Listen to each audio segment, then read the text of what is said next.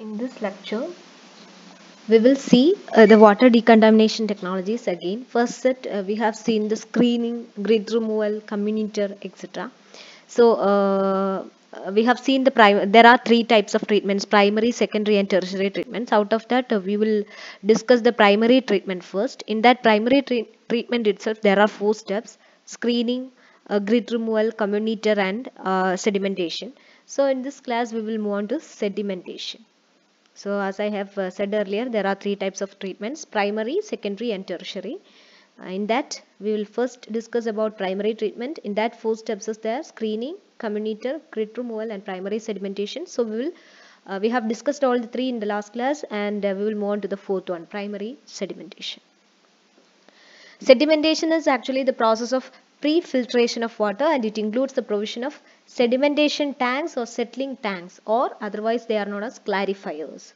They are used for removing the sediments from the water, and they are designed to give complete rest to the flowing water, or water is allowed to flow at a very low velocity. So the principle is they are just giving rest to the water or reducing the velocity of water in such a way that the sediments in that water will get settled down.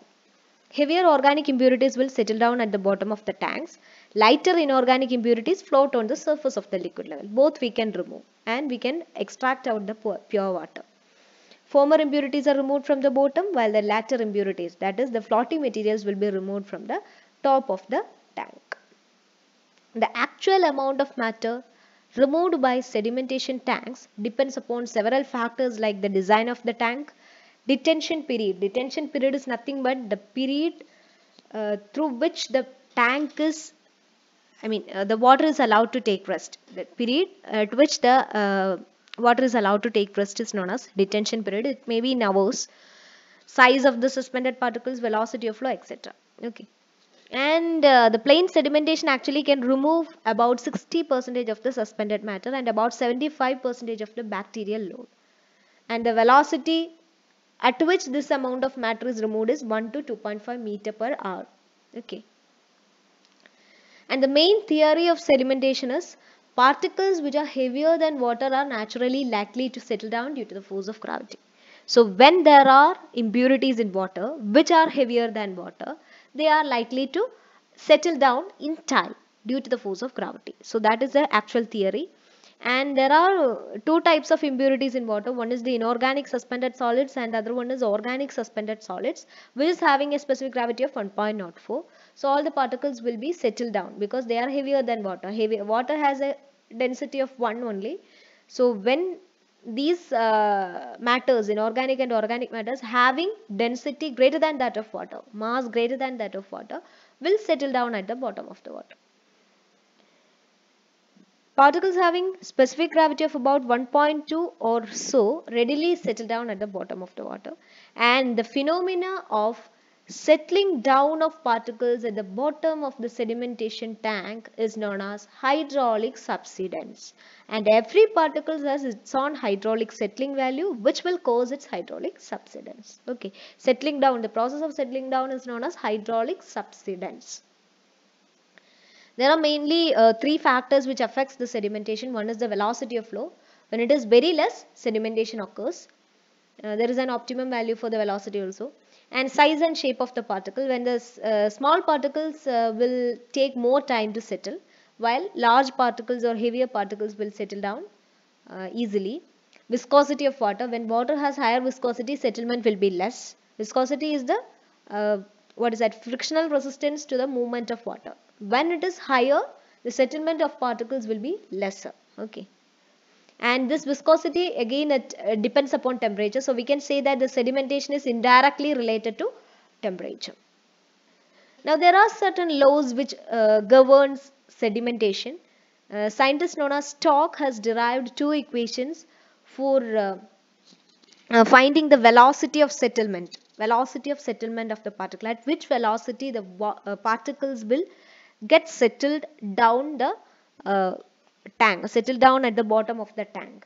So Stokes has derived two equations. When the diameter of the particles is less than 0.1 mm, we'll use the first equation, that is V is equal to 418 into S minus S1 d square 3t plus 70 by 100. We can say that this velocity of settlement is directly related to the diameter of the particle as well as the temperature in degrees Celsius. So this is equation for settlement velocity when the particle diameter is less than 0.1, and when the particle is bigger, that is when the diameter is greater than 0.1, we will use this equation. A slight difference is there. Here the velocity is directly proportional to the second power of particle size, while in the second equation when the particle is larger, the velocity is directly proportional to the diameter of the particle. So this is the law governing sedimentation.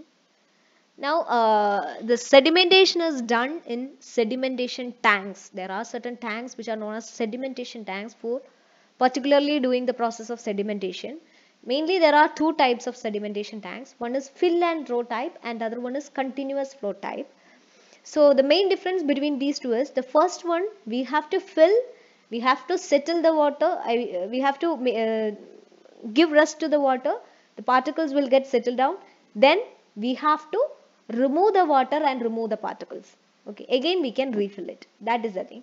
In the second case, there will be a continuous flow of water. We are just reducing the velocity of the water and we are allowing the particle to settle, and meantime, in time, maybe for months or years, after years or months, some particles will be accumulated at the bottom of the tank, and later that particles will be removed. That is the thing. So we will see each of them. First one is a fill and draw type tank. They are also known as quiescent type or intermittent type tanks. Their working is as follows.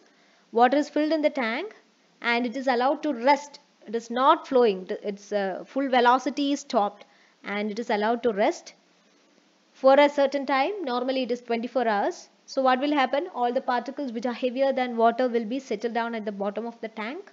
Then clear water is then drawn off from the top and the tank is then cleared. The silt and other things which are deposited at the bottom will be removed.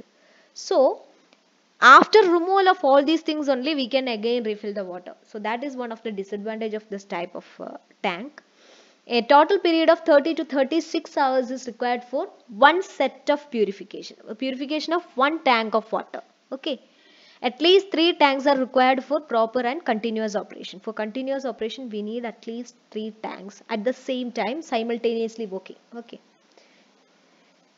And this is a figure for a fill and draw type tank. You can see that there is an inlet. This is our tank and this is the inlet. The water will be allowed to fall here, and here the water is allowed to take rest and for 24 hours. After that the silt will be deposited here and the clear water will be removed through this outlet.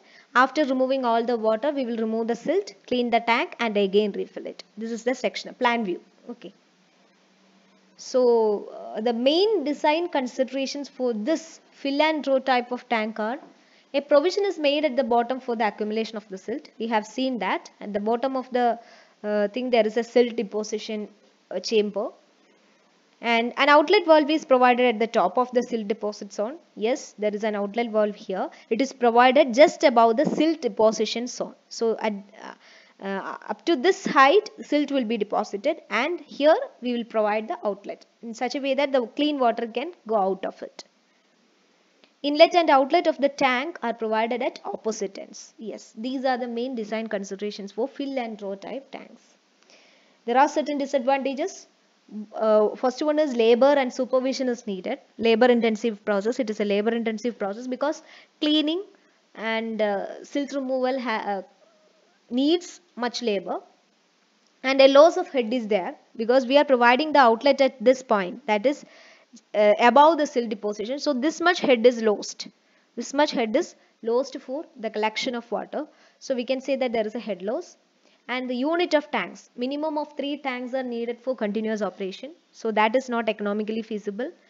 Wastage of time. A lot of time is wasted for cleaning and refilling the water. So these are the main disadvantages. Now we will move on to the second type for meeting all the drawbacks of this fill and draw type tank. Another tank is there, continuous flow type tank. So this is the working of this continuous flow type tank. The water enters the tank from one end As it travels towards the outlet end, the velocity will be reduced. Okay, so while reducing the velocity, what will happen? Settlement occurs, and at the other end, the outlet will be there. The water which is free of the sediments will be drawn out from the outlet end. So this is the process. Here the principle is we are reducing the velocity and allowing the particle to settle down. We are not giving rest to the water. We are just reducing the velocity. That is the thing. And the working of this water, moving on to the working of this continuous flow type tanks, the flow of water in this is designed to meet two requirements. Flow of water should be adjusted for meeting two requirements. One is the velocity of flow should be such that the sediments can deposit. When the velocity is lesser, then only the sediments is allowed to rest. Okay, so the velocity should be adjusted in such a way that the sediments can sediment or deposit at the bottom of the tank. And the other thing is the total amount of water which is taken out of the outlet should be equal to the demand. Okay, purified water should meet the demand. That is the second thing. So by considering these two principles only, we can design the continuous flow type tank. So this is the figure of a continuous flow type tank. The main parts of it is there is an inlet valve through which the water is entered into the tank, and they are provided some baffle walls are provided in between these outlet and inlet. So this is the plan view. You can see that this is the baffle wall. So what will happen is when water enters through the inlet, and it will be passed through this direction. In between the baffle walls. So what will happen? Its traveling time increases. At the same time, the velocity will decrease due to this curves. Okay, due to this curves, velocity will decrease. So what will happen when velocity decreases? The sludge will be deposited at the bottom. Sediments will be deposited at the bottom. And there is a outlet valve is provided here. So that will remove the fresh water from the top. And sludge flush valve is here, so we can flush out the sludge or sediments when it is accumulated. So this is the figure of a continuous flow type tank.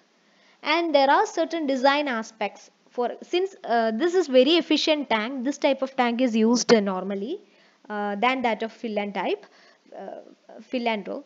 So the main design aspect of this tank are velocity of flow, capacity of the tank should be designed, inlet and outlet arrangements should be considered, shape of the tanks are considered, miscellaneous arrangements are there. So all these we will see. First we will see the velocity. So as I have told earlier, velocity of the water or flow should be in such a way that the water or sediments in the water can deposit at the bottom. So it should not exceed 150 to 300 millimeter per minute. So that should be an optimum velocity by which the particles can settle. And moving on to the second aspect, capacity of the tank. Capacity of a tank can be calculated by two methods. One is detention period method and the other one is overflow rate method. Detention period, as you all know, it is nothing but it is the theoretical time taken by a particle of water to pass between entry and exit of a settling tank. So it is the time taken by a single particle of water to travel from one end, that is the inlet, to the other end, that is the outlet. Okay. So by using this detention period theory, we can calculate the capacity of tank by using this equation. Capacity of tank is equal to discharge, that is flow rate per hour, into the detention period. Okay, that is by using this equation you can calculate the capacity of the tank. Normally in plain sedimentation, the time taken for detention is 4 to 8 hours. When coagulants are used, this thing we will study later, sedimentation with coagulation. Anyway, for that the T will be 3 to 4 hours. And using the second method, that is overflow rate method, we can calculate the capacity of the tank by using this equation. V is equal to Q by L into B, where V is the surface overflow rate. Okay, it is the velocity of descent of particle to the bottom of the tank, velocity of settlement of particle. So that is V or SOR, which is equal to discharge divided by length into breadth. You can see that here the depth of the tank does not depend upon that capacity. Okay, depth of the tank is not considered here. and the SOR for plain tank is 40 to 50 meter cube per meter square day. For sedimentation with coagulation, SOR is 50 to 60 meter cube per meter square day. When coagulants are added, more SOR value you will get. And for secondary sedimentation, it is 35 to 40 meter cube per meter square day. So this is about the capacity of the tank. Moving on to the third design aspect, it is the inlet and outlet arrangement. So for a proper sedimentation to occur, we have to arrange the inlet and outlet accordingly.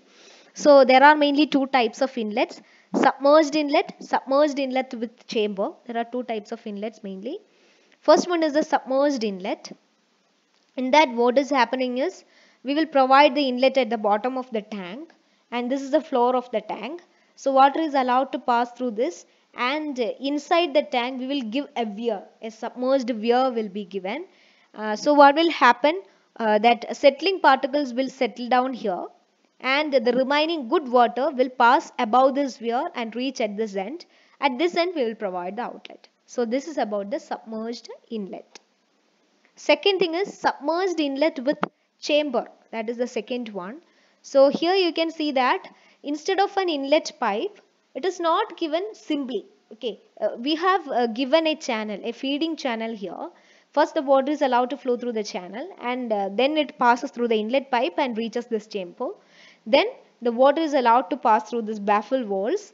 So where the velocity is decreased and the silt is deposited here, pure water is taken out. So when a chamber is given, here we are giving a feeding channel and an inlet chamber is there before introducing the water to the baffle walls. So this is about, all these arrangements will increase the time taken for traveling of water, so that the velocity will decrease and more settlement will occur. So this is about the types of inlets. Now we will move on to the outlets. There are mainly three types of outlets actually. Outlets with draw off channel is there. Here what we are doing is, we will collect the water from the weir. So here there was a weir, right? Weir or baffle wall will be provided here for reducing the flow of water. And water will pass through this weir, and after that we will provide a draw off channel. A draw off channel will be provided. Here the pure water is collected in this draw off channel and it will be allowed to pass out through the outlet. So that if any further floating materials or sediments are there, it will get settled down at this point. So that is the thing. And the second type of outlet is outlet with floating arm. In this case what we are doing is, we are giving a draw off pipe. A draw off pipe is given at the outlet end and with a hinge. A hinge is provided here. So what will happen is, the water is collected in this pipe and there will be a float here. The float is attached to there is a bell mouth here, there is a float here. So what we are doing is, we will first, the lower end of the draw pipe is hinged and bell mouth entry is provided at the upper end. So bell mouth is there, a hinge is there at the other end. A float is attached to the bell mouth. Here a float is attached, and the bell mouth always remains 200 millimeter lower than that of the water tank. Here what is happening is, this hinge will hinder all the sediments from reaching the outlet. Okay, in this since there is a hinge here, all the outlets at this point, all the sediments at this point will not reach this end, outlet end. Okay, and this float, what this float is doing is, this float will remove the floating materials. Only the pure water can come out through this bell mouth. Okay, so water is entering into this pipe, draw off pipe, and it will be taken out from this bell mouth. Okay, so only the floating impurities will be removed by this floating arm by using this float, and the pure water will be taken out through this bell mouth entry and it will be delivered out. That is the thing. And these were the different types of outlets and inlets. Now the next design criteria is shape of the tanks. There are mainly three types of shapes. One is rectangular tank with horizontal flow, circular tank with radial flow or spiral flow, and hopper bottom tank with vertical flow. So these are the three shapes of tanks which we are normally using for sedimentation purpose. First thing is rectangular tank. It is mostly preferred in India, and it will be in a rectangular shape, because we cannot use square tanks, because And by using square tanks, the length of flow will be less. So we cannot reduce the velocity much. Okay, when the tank is having a length, uh, the length of flow will be higher and we can reduce the velocity. So we are choosing a rectangle. Okay, the ratio of length to breadth is generally 2 to 3. We prefer 2 to 3, and the width of the tank should be limited to 12 meter and depth should be 2 to 4. So this is the specification for a rectangular tank with horizontal flow. Second type of tank is circular tank with radial or spiral flow. So this type of tank is very costly. Actually, its shape is circular, so it is costly to install, but it is convenient when mechanical sludge scrapers are used to remove sludge from bottom of the settling tanks. But at the bottom, there are scrapers provided for removing the sludge. And the flow rate from this tank is 1500 liter per hour per meter square. And it can be, can be two types of flow from this type of tank. One is radial flow and the other one is spiral flow. So we will see each of them. This is a circular tank with radial flow. Radial flow means the water is taken out through the circumference of the tank. So the water is taken in through this inlet pipe, through the center of this tank. So water is taken in. Here there is a racking arm and the water is taken to this cylinder. Fresh water will be, some time will be given or some velocity decrease will occur while it reaches here. So what will happen is the pure water will be diffused out through this wall of the tank. Okay, through this wall. So this wall is perforated and this wall will, so this is the circumference of the circle or cylinder. So there is a radial flow. So water enters through this outlet pipe and it will be delivered. Since water enters out or reaches out through the circumference, it is known as a radial flow. And the sludge will get deposited at the bottom. And there is a racking arm. The racking arms are slowly rotated and the sludge can be removed by the rotation of this racking arm. So this is the point. And when a spiral flow is there, so this is the tank with spiral flow. This is the top view of a tank, circular tank with spiral flow. In this case, we are providing the water through the circumference and the water is removed also through the circumference. Earlier case, we were providing the water from the bottom through the center. So here we are providing the water through the circumference and removing it through the outlet. There is a racking arm with blades. Due to the rotation of this racking arm, what will happen? Water is allowed to move spirally in the tank, then it is taken out through a submerged outlet. The sediments will get deposited at the bottom of the tank. The length of the draw-off channel. So this is the draw-off channel. The pure water is taken here and it is passed through a draw-off channel where it gets deposited if there is any sediments are there. And through the outlet pipe, the water is taken out. The length of this draw-off channel is normally 1/5 of the circumference of this circle. And another type of tank is the hopper bottom tanks with vertical flow.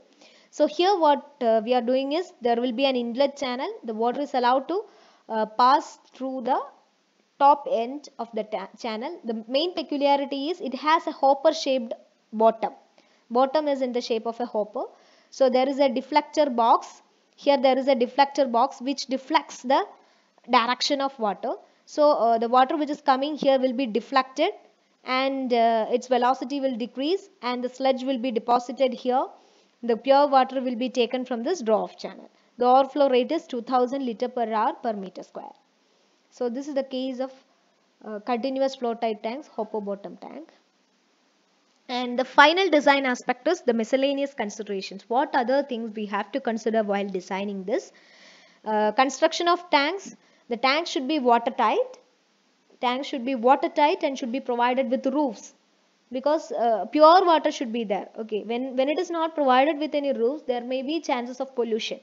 So we have to provide it with roofs. Control valves should be provided at the outer end of the tanks. Should not be provided within the water. And the floor of the tank should be given a slope for the removal of sludge. Sludge can be easily removed when there is a slope for the floor. Okay, a freeboard should be given at the top end of the tank. Normally 300 to 600 millimeter freeboard will be given. And provisions for overflow and flushing out should be given. The capacity of sludge there should be we should have there should be a provision for collecting the sludge at the bottom. So normally a depth of 500 to 600 m is provided for collecting the sludge, and the removal of the sludge should be done frequently. The frequency of removal depends upon the amount of impurities present in the water. Normally within 1 to 3 months we will remove the sludge and clean the tank. So this is about the design of the sedimentation tanks, and there are mainly these are the main advantages. So whatever was the disadvantages of that fill and row tank, that are the advantages of this tank.